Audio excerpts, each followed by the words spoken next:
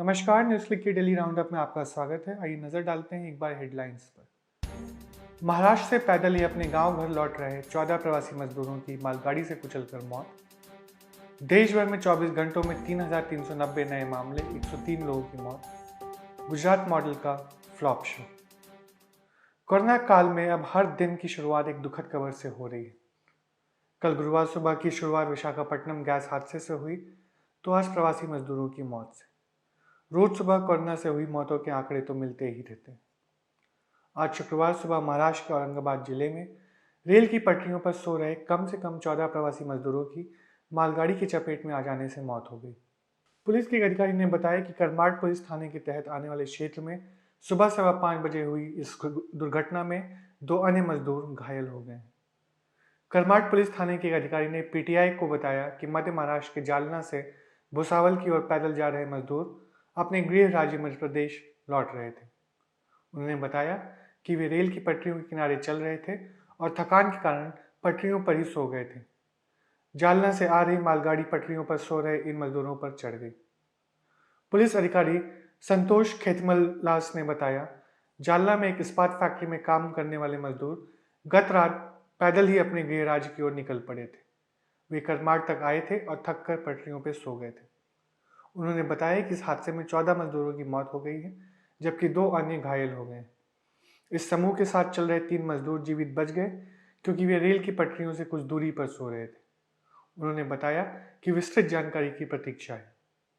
स्वास्थ्य मंत्रालय द्वारा जारी आंकड़ों के मुताबिक बीते 24 घंटे यानी कल 7 मई सुबह 8 बजे से लेकर आज 8 मई सुबह 8 बजे तक 3,390 नए मामले सामने आए हैं और कोरोना से पीड़ित 103 मरीजों की मौत भी हो चुकी है। साथ ही राहत देने वाली बात यह सामने आई है कि कोरोना वायरस से ठीक होने वाली मरीजों की दर में बढ़ोतरी हो रही है। 24 घंटों में 1,273 मरीजों को ठीक भी किया जा चुका है। देश भर में कोरोना वायरस से संक्रमित मरीजों की संख्या 56,342 हो गई है, जिसमें से अभी तक 29.36% यानी 16,540 मरीजों को ठीक किया जा चुका है, लेकिन 3.34% यानी 1,886 मरीजों की मौत हो चुकी है। देश में अब कुल सक्रिय मामलों की संख्या बढ़कर 37,916 हो गई। आईसीएमआर द्वारा आज 8 मई सुबह 9 बजे जारी आंकड़ों के अनुसार कुल 788 सैंपल की जांच की गई, जिसमें से 80,375 सैंपल की जांच बीते 24 घंटों में हुई है।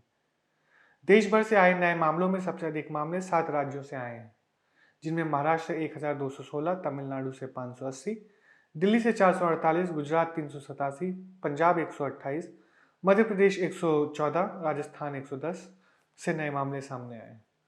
साथ ही उत्तर प्रदेश से 73, आंध्र प्रदेश से 70, उड़ीसा से 34, हरियाणा से 31, त्रिपुरा से 22, जम्मू कश्मीर से 18, तेलंगाना से 16, चंडीगढ़ से 15, कर्नाटक से 12, असम से 9, बिहार से 8, झारखंड से 5 और एक नया मामला हिमाचल प्रदेश और लद्दाख से सामने आया है। देश के 11 राज्यों में बीते 24 घंटों में कोई नया मामला सामने नहीं आया, जिसमें केरल, उत्तराखंड, छत्तीसगढ़, निकोबार द्वीप समूह, मेघालय, पुडुचेरी, गोवा, मणिपुर, अरुणाचल प्रदेश, दादर और नागर हवेली और मिजोरम शामिल। एक तरफ जहां देश में लॉकडाउन खोलने की बात की चर्चा हो रही है, वहीं दूसरी तरफ कथित गुजरात मॉडल घुटनों पर दिखाई दे रहा है। गुजरात में लगातार कोरोना का प्रभाव बढ़ता नजर आ रहा है। गुजरात में 6 मई को 300 से अधिक मामले सामने आए थे और 28 लोगों की मौत हुई थी, जिसके बाद राज्य में लॉकडाउन का पालन सख्ती से कराने का फैसला लिया गया है।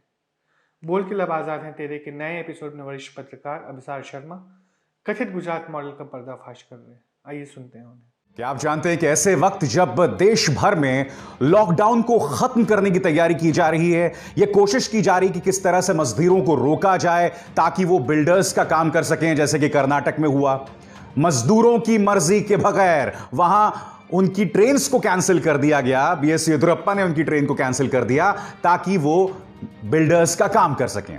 एक ऐसे वक्त जब हम ये कर रहे हैं, गुजरात, जी हां, वो गुजरात मॉडल जिसके दम पर प्रधानमंत्री नरेंद्र मोदी मुख्यमंत्री से प्रधानमंत्री बन गए थे, वो पूरी तरह से सुपर फ्लॉप साबित हो रहा है। पूरी तरह से सुपर फ्लॉप साबित हो रहा है। और यही नहीं, वो इस वक्त रिवर्स गियर में चल रहा है। मैं आपको बताऊंगा कैसे, और मैं आपके सामने एक बहुत अहम पड़ताल लेकर आ रहा हूं, मगर उससे पहले मैं आपके सामने इस मुद्दे की चर्चा करना चाहूंगा। यह खबर याद है आपको? Boys locker room. दक्षिणी दिल्ली के कुछ 15 से 16 साल के लड़के थे जिन्होंने इंस्टाग्राम में एक चैट के दौरान यह कहा था कि किस तरह से उन्हें एक लड़की का गैंग रेप करना चाहिए। पूरा देश और सभी लोग उससे हैरत में थे कि आखिर पढ़े लिखे संपन्न घरों के लड़के इस तरह से बात कैसे कर सकते हैं। जी हां, इस तरह के दोहरे मापदंड की बात की जा रही थी। मगर क्या आपने कभी सोचा है कि ये बच्चे घर में किस तरह की शिक्षा लेते हैं? घर में नेटफ्लिक्स, अमेज़न, इन तमाम जगहों पर किस तरह के कार्यक्रम देखते हैं? क्या आपने सोचा कि इनके बड़े भाई कैसे होंगे, इनके पिता कैसे होंगे? इसकी मैं आपको एक झलक दिखाना चाहता हूं। अगर मैं पहले स्पष्ट कर दूं कि बॉयज लॉकर रूम में जो हुआ और जो मिसालें मैं आपको पेश करने वाला हूं, इन दोनों के बीच में कोई लिंक नहीं है। मैं आपको सिर्फ इतना बताने की कोशिश कर रहा हूं कि आज की तारीख में हमारे बड़े भाई या हमारे पिता इस तरह की जहनियत के होंगे तो क्या होगा। आपके सामने यह शख्स, इसका नाम है विवेक अग्निहोत्री, फ्लॉप फिल्म्स बनाता है और मोदी सरकार की जय जयकार करता है। हालांकि 2014 से पहले यह मोदी भक्त बिल्कुल नहीं था। यह समझ गए कि 2014 के बाद अगर जिंदा रहना है और सरवाइव करना है और पैसे कमाने हैं तो भक्ति करना शुरू कर दो मोदी जी की। मैं आपको बताना चाहता हूं इस शख्स की जहनियत क्या है। और आप कल्पना कीजिए, इस तरह का शख्स अगर आपका पिता हो, आपका बड़ा भाई हो। आपके सामने screens. What makes Nano the safest car for women? Nano आखिर औरतों के लिए सुरक्षित क्यों है? There is simply no way to get gang raped in here. क्योंकि नैनो का जो साइज है छोटा होता है, इसके अंदर लड़की का गैंग रेप नहीं हो सकता। ये कौन कह रहा है? विवेक अग्निहोत्री। यह आदमी आज की तारीख में इस सरकार के लिए बाकायदा पत्रकारों को टारगेट करता है, सोशल एक्टिविस्ट को टारगेट करता है, जेएनयू को गाली देता है, तमाम चीजें करता है। और इसकी भाषा देखिए, 2013 का इसका ट्वीट है। आगे देखिए, ये सीता, मां सीता के बारे में क्या कह रहा है। रावण भैया मुझे छोड़ दो, सीता टू रावण चैंट्स अ मंत्रा। ये इसके विचार हैं सीता मैया के बारे में। क्या इसके खिलाफ कोई मुकदमा करेगा? भक्तों, ये तो मां सीता को के बारे में इतना अश्लील विचार रख रहा है। आगे देखिए, good morning to all who got up late today. और ये तस्वीर देख के ही मुझे शर्म आ रही है। फिर आगे देखिए इसकी जहनियत में क्या है जो ये कह रहा है, सेक्सिस्ट बट फनी। 18 से 25 साल की लड़की फुटबॉल की तरह होती है, एक के पीछे 22 लोग। 26 से 35 साल की लड़की क्रिकेट बॉल की तरह होती है, एक के हाथ आती है, बाकी सब ताली बजाते हैं। मैं आगे पढ़ना भी नहीं चाहता दोस्तों। इस आदमी ने इतनी गंदी गंदी बातें ट्वीट की हैं और आज हमें इस बात को लेकर हैरत है कि आखिर इस देश के अंदर बॉयज लॉकर रूम जैसी चीजें क्यों हो सकती हैं। हमें इस बात को लेकर हैरत होती है कि निर्भया गैंगरेप जैसे घटनाक्रम क्यों होते हैं। जब रसूख वाले लोग, जब सत्ता के करीब वाले लोग बेखौफ इस तरह की बातें कर सकते हैं और सत्ता का हिस्सा हो सकते हैं तो क्या होगा। अब आगे देखिए, यह आदमी बीजेपी आईटी सेल का हिस्सा है, हरियाणा की बीजेपी आईटी सेल चलाता है। इसके विचार आप देखिए तो आपको शर्म आ जाएगी। सफूरा जरगर के बारे में यह अपशब्द कह रहा है। वो सफूरा जरगर जो इस वक्त तिहाड़ जेल में बंद है, वो सफूरा जरगर जो कि गर्भवती हैं, वो सफूरा जरगर जिसके खिलाफ बीजेपी आईटी सेल ने इतना गंदा प्रोपेगेंडा चलाया कि इंसानियत शर्मसार हो जाए। कपिल मिश्रा ने शर्मसार करने वाला ट्वीट किया और उसके बाद पूरी बीजेपी आईटी सेल एक के बाद एक इस औरत को टारगेट करने लगी। मैं नहीं जानता इनकी इंसानियत कहां मर गई। देखिए आदमी क्या कह रहा है। अब ये 500 रुपए में 9 महीने का रिचार्ज किसने कर दिया? जो मांग रही थी आजादी, लेके लौटी आबादी। अब ये अरुण यादव कौन है? इन 3 तस्वीरों में देखिए, यहां इसे बीजेपी अध्यक्ष जेपी नड्डा का आशीर्वाद मिल रहा है, यहां पर इसे हरियाणा की मुख्यमंत्री मनोहर लाल खट्टर का आशीर्वाद मिल रहा है और यहां स्वयं प्रधानमंत्री नरेंद्र मोदी का आशीर्वाद मिल रहा है। इनके विचार देखिए। और ऐसा नहीं है कि इन्होंने सफूरा जरगर को टारगेट किया क्योंकि वो मुसलमान है, नहीं। इनके विचार उन तमाम महिलाओं के बारे में ऐसे ही हैं जो प्रधानमंत्री नरेंद्र मोदी और इस सरकार से सवाल करते हैं। और क्या जानते हैं इस शख्स को कौन फॉलो करता है ट्विटर पे? मनोहर लाल खट्टर, कैलाश विजयवर्गीय, अमित मालवीय। ये तीनों चेहरे जो हैं इस आदमी को ट्विटर पर फॉलो करते हैं। और ये बीजेपी आईटी सेल का प्रमुख है हरियाणा के अंदर। मुझे हैरत नहीं होती, क्योंकि आप जानते हैं कि पिछले 1.5-2 सालों से मैं लगातार बीजेपी आईटी सेल के बारे में आपके सामने कार्यक्रम करते रहा हूं, और मैं जानता हूं कि इन लोगों के जहन में सिवाय कचरे के, सिवाय कूड़े के कुछ नहीं है। इसलिए मैं आपसे फिर कहना चाहूंगा कि आपको हैरत नहीं होनी चाहिए कि इस देश के अंदर निर्भया गैंगरेप जैसी घटनाएं क्यों होती हैं, या बॉयज लॉकर रूम जैसी घटनाएं क्यों होती हैं, क्योंकि यह है सोच इन लोगों की। इन्हीं से प्रेरणा पाकर 16-17 साल के बच्चे जो हैं इस तरह की बातें करते हैं। जी हां, औरतों के खिलाफ हिंसा को जायज बनाने का काम कर रहा है यह सोच, जायज बनाने की काम कर रही है यह विचारधारा। और एक दिन ऐसा आएगा जब हम अंदर से राक्षस हो जाएंगे, हम अंदर से खोखले हो जाएंगे, हमारी आत्मा मर जाएगी, और तब बहुत देर हो जाएगी। मगर तब तक आप अपने नफरत के अंदर मैरिनेट होते रहें, आप अपने जहर के अंदर उबलते रहें, और इस ज्वालामुखी को अंदर पाल के न सिर्फ अपना बल्कि अपने परिवार का भी नुकसान करते रहें। जय हिंद। और अब हम दूसरे मुद्दे की चर्चा करने जा रहे हैं, और यह दूसरा मुद्दा है गुजरात मॉडल, जो पूरी तरह से सुपर फ्लॉप हो गया है। कैसे, मैं आपको बताता हूं। आपके स्क्रीन पर देश के स्वास्थ्य मंत्री हर्षवर्धन जो महाराष्ट्र के अंदर जो स्थिति है उसको लेकर चिंता जता रहे हैं।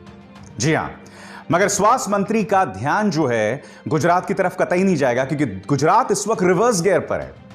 आपके सामने सिलसिलेवार तरीके से मैं बताना चाहता हूं कि गुजरात में अब अगले 1 हफ्ते के लिए लॉकडाउन होने वाला है, और यह बहुत बड़ा लॉकडाउन है। जी हां, एक ऐसे वक्त जब देश में लॉकडाउन खुल रहा है कई जगहों पर, यहां पर यह हालत होती जा रही है, वो गुजरात मॉडल। जी हां, खबर क्या है? बढ़ते संक्रमण की वजह से अहमदाबाद में स्थानीय प्रशासन ने फैसला किया है कि सिर्फ दवाई की दुकानें और दूध के पार्लर्स खुले रहेंगे। इसके अलावा सब्जी की दुकानें बंद, फल की दुकानें बंद, किराने की दुकानें बंद, यही नहीं स्विगी और जोमेटो भी बंद हो जाएगा। आगे देखिए, अहमदाबाद म्युनिसिपल कॉर्पोरेशन ने यह भी फैसला किया है कि सभी निजी अस्पताल, क्लिनिक्स और नर्सिंग होम्स अगले 48 घंटे में खुल जाएंगे, वरना उनके लाइसेंस कैंसिल हो जाएंगे। इसके अलावा अहमदाबाद म्युनिसिपल कॉर्पोरेशन ने 7 प्राइवेट अस्पतालों को चिन्हित किया है ताकि वो इसका इलाज कर सकें। यही नहीं, आपके स्क्रीन पर अमित शाह से गुजरात के मुख्यमंत्री विजय रूपाणी ने यह अपील की है कि कोरोना का इलाज करने के लिए विशेष डॉक्टर्स भेजे जाएं। यह क्या बता रहा है कि गुजरात में हालात बिल्कुल बेकाबू हैं। आपको याद है जब न्यूज चैनल्स ने खबर चलाई थी कि किस तरह से केरला, महाराष्ट्र और राजस्थान के अलावा ये वो 3 राज्य हैं जो गरीब मजदूरों से पैसा ले रहे हैं, मगर गुजरात का बिल्कुल जिक्र नहीं था। मैं आपको बताना चाहता हूं दोस्तों, आपके सामने ये सरकारी फरमान है, और इस सरकारी फरमान में जो ये चीजें हाईलाइट की गई हैं गुजराती में, उसका मैं आपको अनुवाद करके बताना चाहता हूं। यह सरकारी दस्तावेज का हिस्सा है। राज्य सरकार ने आईपीएस और आईएएस ऑफिसर्स को नियुक्त किया है ताकि वो राज्यों के साथ तालमेल बिठाएं। किनके लिए? माइग्रेंट वर्कर्स के लिए, मजदूरों के लिए, ताकि वो घर लौट सकें अपने पैसे पर। मुद्दा नंबर 1 क्या कह रहा है कि मजदूर अपने पैसे देंगे, और इसके लिए राज्य जो है यानी कि गुजरात, वो अन्य राज्यों के साथ तालमेल बिठाएगा। मुद्दा नंबर 2, अश्विनी कुमार जो कि चीफ मिनिस्टर्स ऑफिस में हैं, उन्होंने कहा है कि जो मजदूर हैं, गरीब मजदूर हैं, उन्हें अपने टिकट्स खुद खरीदने होंगे। अब मैं आपको कुछ मजदूरों की आवाजें सुनाना चाहता हूं। अहमदाबाद मिरर ने इन मजदूरों से बातें की हैं, और आप खुद इन मजदूरों से सुनिए ये मजदूर दरअसल कह क्या रहे हैं। सुनिए। अभी जा कहाँ रहे हो? जा रहे हैं, बोल रहे हैं कि गाड़ी आगरा तक जा रही है। आगरा जा रहे हैं। आप आगरा से कहाँ जाओगे फिर? आगरा से बांदा जाएंगे। अच्छा, वहाँ से कैसे जाते हैं? बस में जाते हो? हाँ, वहाँ से बस में जाते हैं। कितना दूर है वहाँ से? वहाँ से 500-600 किलोमीटर है। वहाँ 600 किलोमीटर है, तो अगर कुछ मिला नहीं तो वहाँ से क्या करोगे आप? पैदल जाएंगे। पैदल जाओगे? कितने दिनों के बाद आप घर जा रहे हो? 6 महीने बाद। 6 महीने बाद। यहाँ पे कितने टाइम से आप फंसे हुए थे? यहाँ 1.5 महीने हो गए। 1.5 महीने हो गए। यहाँ पे खाने का कुछ प्रॉब्लम हो रहा था? खाने का प्रॉब्लम हो रहा था। अच्छा, कहाँ पे आप काम कर रहे थे? London dairy. अच्छा, ठीक है। अभी यहाँ से आप जा रहे हो, अभी आपको क्या सुविधा मिली है? तो अभी क्या हम लोग पानी पियाते थे, पानी भी नहीं मिला हम लोग को अभी तक। तो कब से आप लोग बस में आए हो? बस में हो गए 3 घंटे हो गए, और अभी तक पानी नहीं मिला? नहीं मिला। अच्छा, और कितने पैसे आपको देने पड़ रहे हैं यहाँ से जाने के लिए? 250 रुपए। 250 रुपए, ठीक। कल जो अचानक सिर्फ 24 घंटे का भी वक्त नहीं दिया गया था वहां के लोगों को कि अब तमाम दुकानें बंद हो जाएंगी, मैं आपको दिखाना चाहता हूं कि पत्रकार जनक दवे ने यह तस्वीर पेश की है। और इस तस्वीर में देखिए क्या बुरे हालात बन गए हैं अहमदाबाद के। लॉकडाउन की ऐसी तैसी हो गई है, फिजिकल डिस्टेंसिंग की ऐसी तैसी हो गई है। या देखिए क्या हालात हैं। जी हां, ये हालात हैं अहमदाबाद के, गुजरात मॉडल के। न्यूज़ क्लिक की डेली राउंडअप में बस इतना ही। इन सभी खबरों को और विस्तार में जानने के लिए आप जा सकते हैं न्यूज़ क्लिक की वेबसाइट पर। हमें फॉलो कीजिए ट्विटर, फेसबुक, इंस्टाग्राम पर और सब्सक्राइब कीजिए यूट्यूब पर। देखते रहिए न्यूज़ क्लिक। धन्यवाद।